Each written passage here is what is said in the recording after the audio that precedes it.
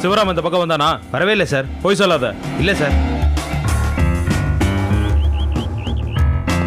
அவன் ஜெயில இருந்து தப்பிச்சிட்டான். பார்த்தனா இன்ஃபார்ம் பண்ணேன்னு.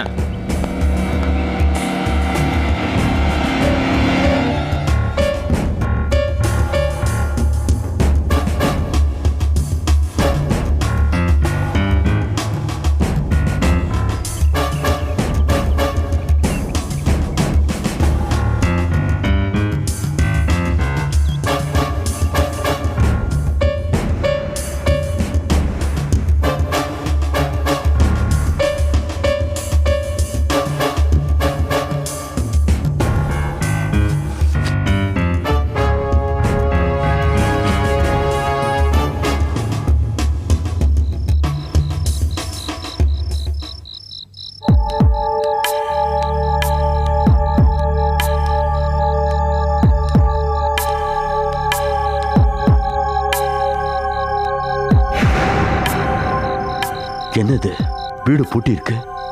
செல்வி மீனாட்சி எங்க போயிருப்பாங்க? ஒருவேளை என்ன பார்க்க ஜெயிலுக்கு போயிருப்பாங்களோ? இந்த நேரம் பார்த்து இவங்களும் இப்படி பண்றாங்க. மணிகண்ணே, இங்க வாங்கண்ணே. என்னண்ணே இப்படி பாக்குறீங்க?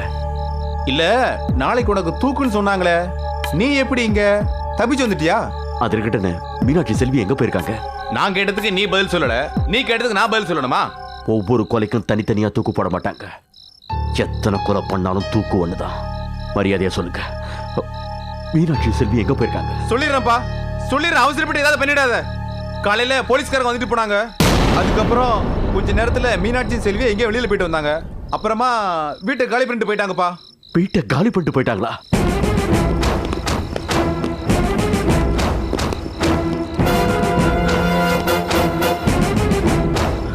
சிவராமனா? ஆமா சார், அவனே தான். வாங்க, சரி பிடிக்கலாம். இல்ல, ஏய் ஓடாத. பாஸ். ஏய்,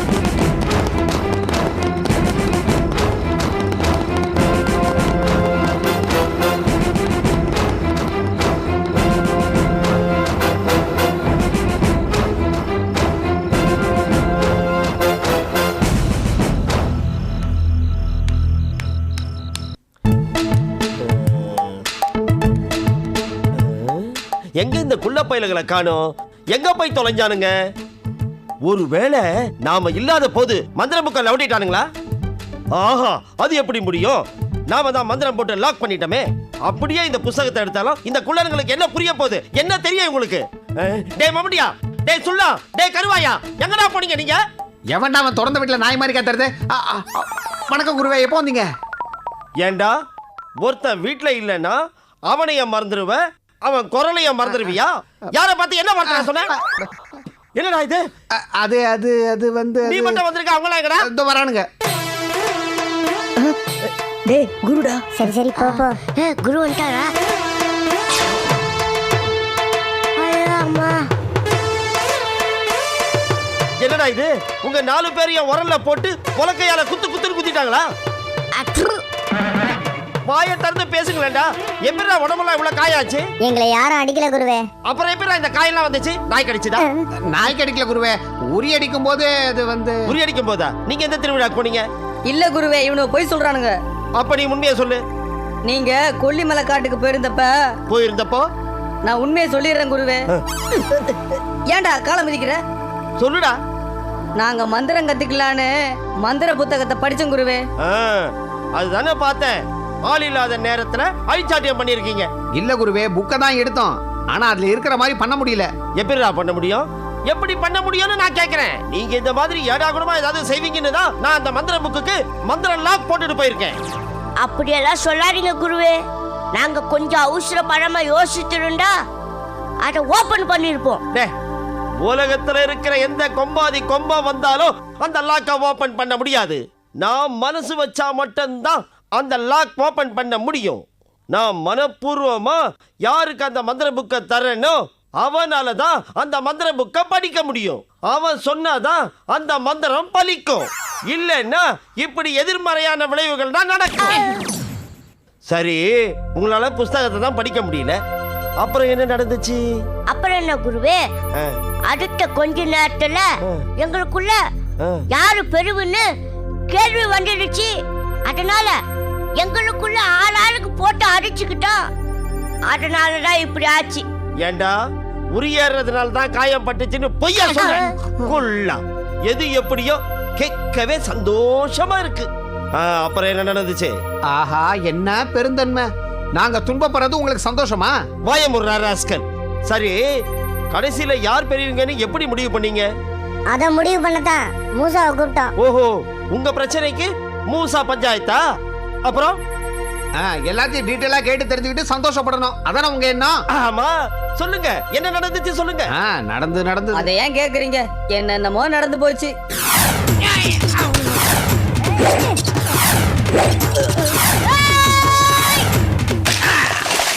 நீங்க தனித்தனியா இருக்கும்போது உங்களுக்கு எந்த சக்தியுமே கிடையாது. 4 பேரும் ஒன்னா சேர்ந்தாதான் பலமே. அப்பதான் நீங்க எதையும் செய்ய முடியும்.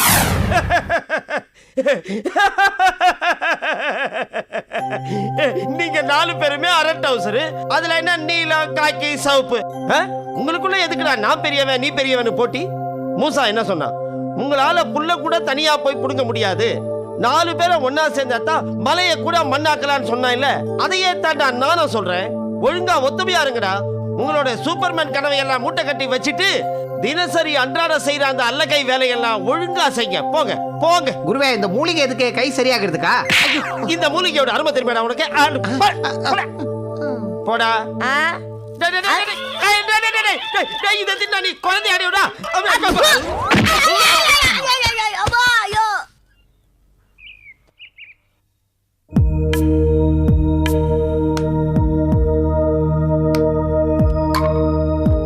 ஆறுமுகம், ஊர்லயே பெரிய பணக்காரர்கள் ஒருத்தரா இருந்தும் சொல்வாக்கு செல்வாக்கோட வாழற உன்னால உன்னையும் உன் குடும்பத்தையும் ஆட்டி வைக்கிற அந்த பேய ஓட்டுறதுக்கு முடியலையப்பா. அட என்ன மாமா நீங்க, இது பணத்தாலேயோ ஆள் பலத்தாலேயோ நடக்கக்கூடிய காரியமா? இது நம்ம வீட்டுல வந்து அடங்கி இருக்கிறது பயங்கரமான பேய். அந்த பேயை ஓட்டணும்னா அது பேய் விரட்டுறதுனால தான் முடியும். ஏற்கனவே பல மந்திரவாதிங்க இங்க வந்து தோத்து போய் ஓடி போயிட்டாங்க. இப்ப இந்த சீன மந்திரவாதி வந்து என்ன பண்ண போறாரோ? சிந்தாமணி, இந்த சீன மந்திரவாதி லீஸ் வாங்க பத்தி அல்ப சொல்பமா நினைச்சிடாத. அவரு பயங்கரமான ஆளு, பல பேய்களை விரட்டி இருக்காரு, உலக அளவுல பிரபலமான ஆளு. அவர் நம்ம வீட்டுக்கு வரான்னு தெரிஞ்ச உடனே நம்ம வீட்டுல இருந்த பேய்கள்லாம் இந்நேரம் ஓடி போயிருக்கோம். நிச்சயமா விஷயம் இல்லாம சீனாவில இருந்து இங்க வந்து தங்க முடியுமா? கண்டிப்பா லீஸ் வாங்குறவர் ஒரு பெரிய மந்திரவாதியா தான் இருக்க முடியும். பெரிய மந்திரவாதி இல்லைன்னா ஐயா அவரை கூப்பிடுவாரா? இல்ல அவருக்காக தான் காத்துக்கிட்டு இருப்பாரா?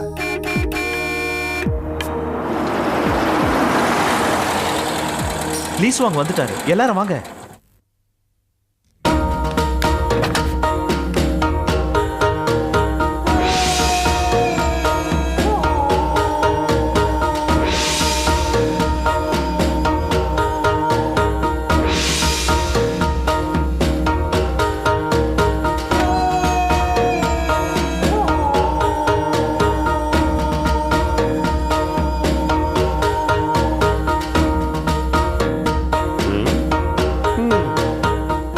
வணக்கம் சாமி. வணக்கம் சாமி.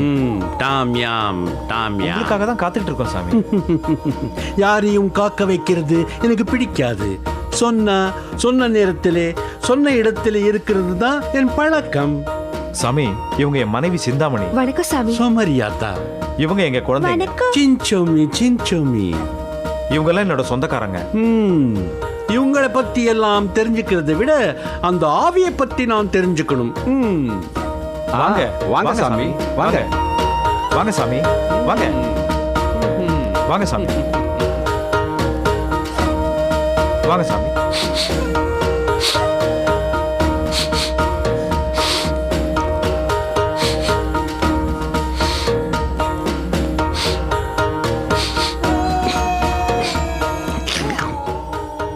துஷ்ட சக்திகள் குடியிருப்பதற்கான துர்வாசனை அடிக்கிறது. ஆகையால் இங்கே பேய் இருப்பது ஊர்ஜிதமாகி விட்டது. துர்வாசனை பத்திலாம் எங்களுக்கு ஒன்றும் தெரியாது சாமி. ஆனா எங்க வீட்டுல பேய் குடி இருக்கிறதும் எங்களெல்லாம் இம்சை பண்றதும் உண்மைங்க. மிரட்டும் பேயை விரட்டும் முன் அதை நான் நேரடியாக சந்திக்க வேண்டும். நீங்கள் எல்லோரும் இங்கே இருங்கள், நான் பேயை சந்தித்து விட்டு வருகிறேன். மங்கி, என்னோடு வா.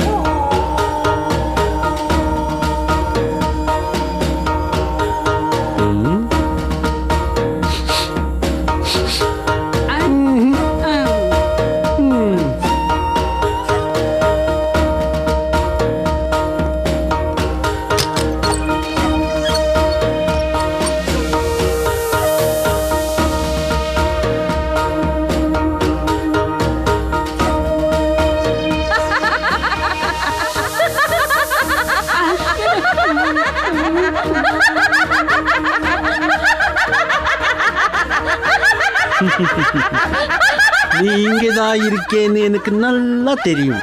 பேயே, வாய மூடு. அடங்கா பிடாரியே, மூடு.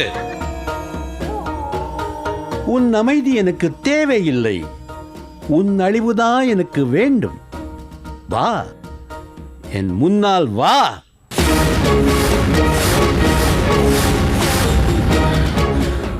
இப்படி கூப்பிட்டா நீ வரமாட்டே. உன்னை எப்படி வரவழைப்பது என்று எனக்கு தெரியும். சுய் முய் சுய்மா, சுய் முய் கொய்மா.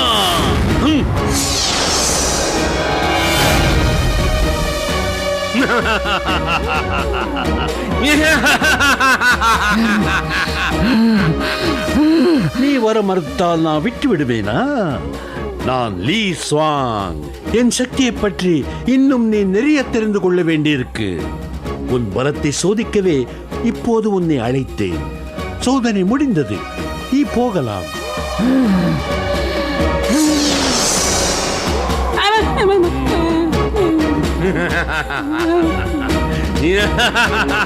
மங்கி, போலாம்.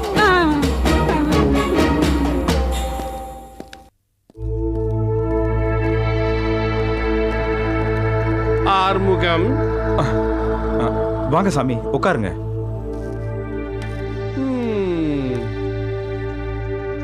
ஆறுமுகம், இந்த வீட்டிலே இத்தனை நாளா எப்படி குடியிருக்கிறீங்க? ரொம்ப ஆச்சரியமா இருக்கு. அதை ஏன் சாமி கேக்குறீங்க? இந்த பேய் வீட்டுல வந்து அண்டனதுல இருந்து வியாபாரத்துல நஷ்டம், குடும்பத்துல பிரச்சனை, எதிரிங்க மிரட்டல், நோய் நொடின்னு நாங்க கொஞ்சம் கூட நிம்மதியாவே இல்ல சாமி. இந்த பேய் உங்களை அடிச்சு தூக்கி தூக்கல தொங்க விடாம வச்சிருக்கே, அது வரைக்கும் சந்தோஷப்படுங்க. இன்னும் கொஞ்ச நாள் நீங்க கவனிக்காம விட்டிருந்தால் மங்கி சொன்னதுதான் நடக்கும். ரொம்ப பயமுறுத்தாதீங்க சாமி. ஏற்கனவே நாங்க பீதியில பாதி உயிரோட தான் வாழ்ந்துட்டு இருக்கோம். இல்லம்மா, நான் உங்களை பயமுறுத்துறதுக்காக சொல்லவில்லை. உண்மையைத்தான் சொன்னேன். அந்த பேயுடைய கோபமும் கொலை வெறியும் ரத்த தாகமும் அந்த அளவுக்கு இருக்குது.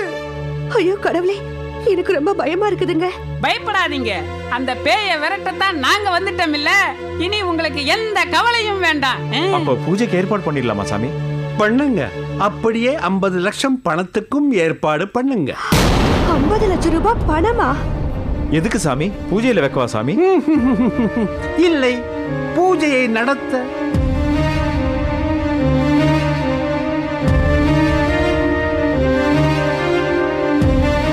நீங்க சொல்றது ஒண்ணும் புரியலையே சாமி. ஆமா, வேலை சொல்ல மட்டும் தான் தெரியும். செய்யற வேலைக்கு சம்பளம் கேட்டா உங்களுக்கு எதுவுமே புரியாது. மங்கி, நீ சும்மா இரு. அவங்களே முன்னாலே பேய் பயத்திலே பயந்து புத்தி பேதலிச்சு போய் நிக்கிறாங்க. அவங்க கிட்ட இத பாருங்க, இந்த வீட்டில் இருக்கிற பேயை நான் விரட்டணும்னா என்னுடைய ஃபீஸ் கேவலம் 50 லட்சம்.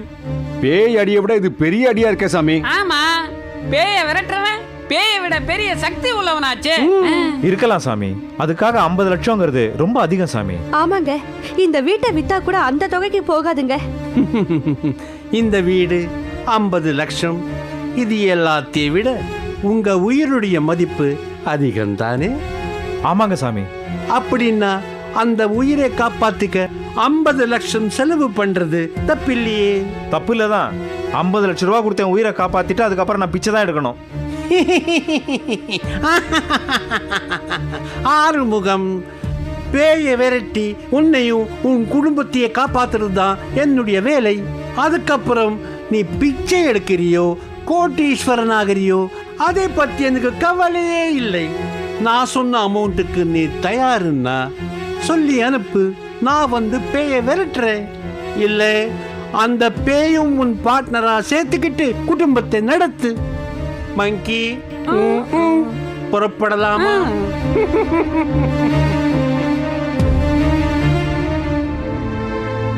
ஆறுமுகம், என் மனசுல பட்டதை நான் சொல்றேன்ப்பா. இவன் ஏதோ ஃப்ராட் பண்றான். இவ்வளவு காஸ்ட்லியான ஒரு மந்திரவாதியை என் வாழ்க்கையிலேயே நான் கேள்விப்பட்டதே இல்லை. அவனுக்கு 50 லட்ச ரூபா கொடுக்கறதுக்கு 5 லட்ச ரூபா கொடுத்து அந்த பேயே விலைக்கு வாங்கிடலாமே. இல்ல 10 லட்சம் கொடுத்து ஒருத்தனை கொன்னு ஆவியாக்கி அந்த ஆவியை வச்சு இந்த பேயே வெட்டிடலாமே. எதுவா இருந்தாலும் 50 லட்சம் ரூபாய்லாம் கொடுக்க முடியாது. ஆமாங்க, முடியாது. வேற ஏதாவது உருப்படியான யோசனை சொல்லுங்க. உள்ளூர் மந்திரவாதி உனக்கு ஓகேவா? உள்ளூரோ வெளியூரோ நமக்கு கட்டுப்படி ஆகிற மாதிரி இருந்தா சரி. போரூர்ல மாயான்னு ஒரு பெரிய மந்திரவாதி இருக்கான், ஜெகஜால ஜித்தன். அவனை போய் பாரு. அப்படியா? அட்ரஸ் சொல்லுங்க. விசிட்டிங் கார்டே தரேன். மாயா 8/101 2nd ஸ்ட்ரீட், காந்தி நகர், போரூர்.